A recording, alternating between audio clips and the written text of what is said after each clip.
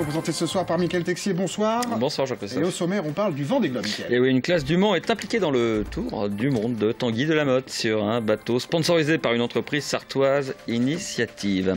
Et puis interview dans ce journal du colonel Pacha, chef de corps du 2e RIMA, à propos des marsouins impliqués dans les opérations militaires au Mali. L'effectif du Mans FC est en mouvement avec un départ et une arrivée. Mon invité est Emmanuel Roy, directeur académique des services de l'éducation nationale. On parlera de la réforme des rythmes scolaires. Et la côte est à 300 km de la Sarthe, pourtant le Vendée Globe intéresse aussi ici. Et oui, effectivement, si le premier concurrent est annoncé ce week-end, il est un skipper particulier pour la Sarthe. Tanguy de la Motte, son bateau Initiative Cœur est sponsorisé par une entreprise, Mancel. Par ailleurs, il porte autour du monde un projet solidaire en réunissant des fonds pour opérer des enfants atteints de maladies cardiaques. Et l'un d'eux est venu aujourd'hui partager cette expérience avec les élèves de l'école Saint-Aldric du Mans, Laure Girard. Aujourd'hui, Gibbs va bien. Opéré du cœur au Mans il y a 15 jours, il a déjà récupéré suffisamment de souffle pour faire part de son expérience aux autres enfants. Les questions sont simples, les réponses directes. Mon corps était malade. Et maintenant? Et maintenant, je suis guérie. Une simplicité que les enfants ont également appréciée chez le skipper Tanguy de la Motte, joint par Skype pour une séance de visioconférence. C'est toi qui cours le plus vite ou pas? Oui. Maintenant que t'es guéri, tu vas plus vite que tout le monde? Gibbs est le 6e enfant sauvé depuis le départ du skipper. Le principe, chaque clic j'aime sur la page Facebook Initiative Cœur permet le versement d'1 € à l'association. Il était important que Tanguy fasse passer un message par l'intermédiaire du mécénat, d'Initiative, mais il était aussi important que les enfants matérialisent complètement le soin donné à un autre enfant. Et c'est pour ça que Gibbs, venant ici au Mans, a pu témoigner de sa vie à Cotonou au Bénin, puisqu'il vient du Bénin, de sa vie dans sa famille d'accueil depuis maintenant 2 mois, et puis faire passer aussi cette expérience d'une opération lourde, puisqu'elle dure 5 heures. L'association cherche également des familles d'accueil. Magali en fait partie. L'idée, c'est vraiment d'être une parenthèse et de faire en sorte que l'enfant reparte guéri et surtout qu'il ne pense plus à nous et qu'il se consacre à sa vie, à sa guérison et à sa santé. Et nous, voilà, on a fait entre guillemets notre bon travail et on est content de le revoir réintégrer sa famille. Gibbs, lui, a un cœur tout neuf, entre autres cadeaux apportés par le Père Noël. Et il a mis un cadeau pour moi à côté du sapin. Il m'a amené une voiture de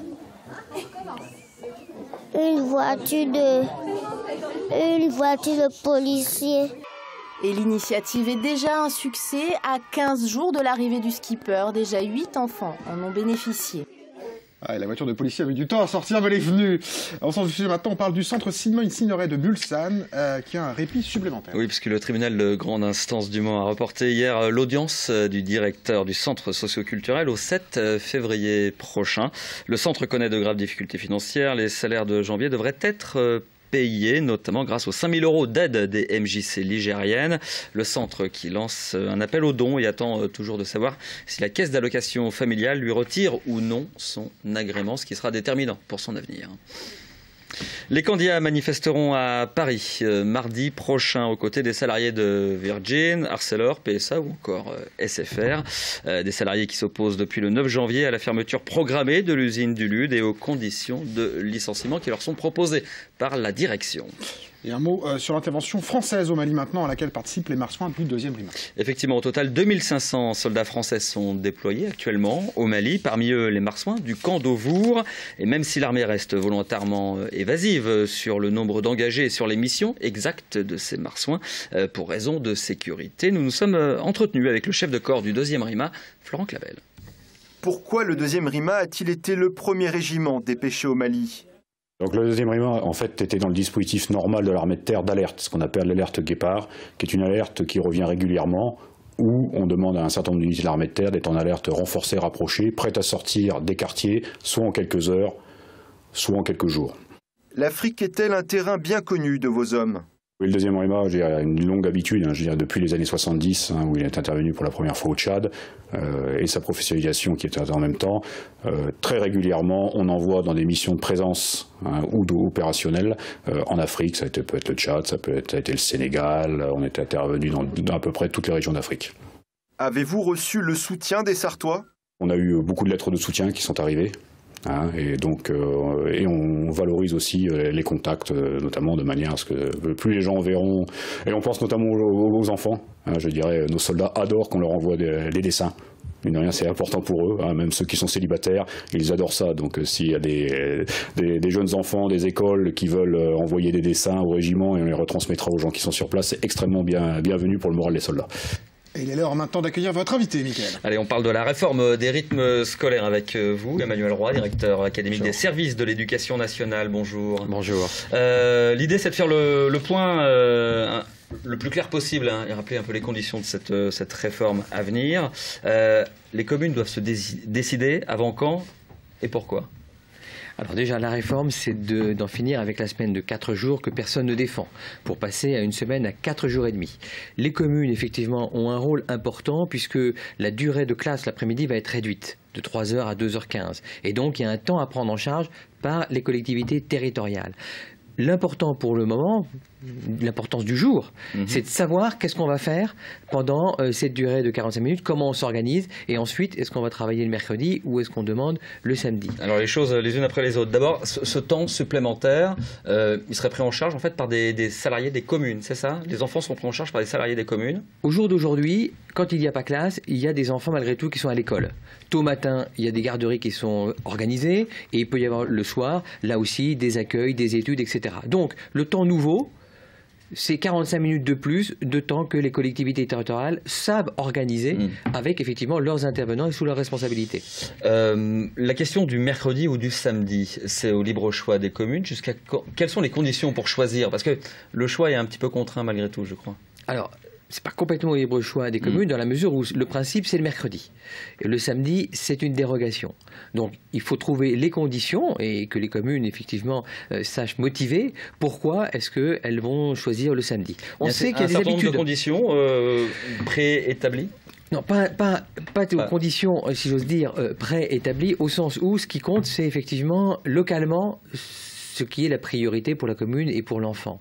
Est-ce qu'il y a des communes qui ont l'habitude déjà de l'école le samedi? C'est vrai qu'il y avait des habitudes. Donc c'est quelquefois plus facile de retrouver des habitudes que d'en créer de nouvelles. Ensuite, le choix. Pourquoi est-ce qu'une commune pourrait ne pas vouloir le faire le mercredi alors que c'est le principe le mercredi? Peut-être parce qu'ils font autre chose le mercredi. Ce qu'ils font le mercredi, peuvent-ils le faire ailleurs? Quand? Comment? C'est ces questions auxquelles il faut répondre. Et comme l'important c'est d'arrêter la semaine de 4 jours, il y a peut-être des communes qui vont vouloir, dans un premier temps, le faire le samedi, quitte à pouvoir réétudier dans le temps ce qui sera possible. Les communes ont jusqu'à quand pour se décider? Alors, les communes ont jusqu'au 31 mars. Pourquoi le 31 mars? Parce que c'est aussi décisif pour nous, Éducation nationale, le mouvement des enseignants. Tous les ans, il a lieu en avril. Donc moi, dès le début avril, je dois pouvoir dire aux enseignants qui vont muter si l'école dans laquelle ils vont muter va travailler justement 4 jours et demi, si elle va être le mercredi ou le samedi. Donc effectivement, il faut au 1er avril que je sache les choses et que j'ai pris les décisions qui me reviennent, le cas échéant. La réforme sera mise en place en 2013 ou 2014? C'est au choix là aussi? La réforme sera mise en place en 2013. On a tout intérêt à mettre en place la réforme en 2013 puisqu'on bénéficie d'une aide de l'État. Je sais que certains demandent une pérennisation de l'aide. C'est peut-être un sujet qui est en cours à un autre niveau que le mien. Mais ce qui est sûr, c'est que cette aide, elle est acquise en 2013. Donc il vaut mieux partir avec ce qui est acquis. Plutôt qu'attendre une année et de bénéficier d'aucune aide.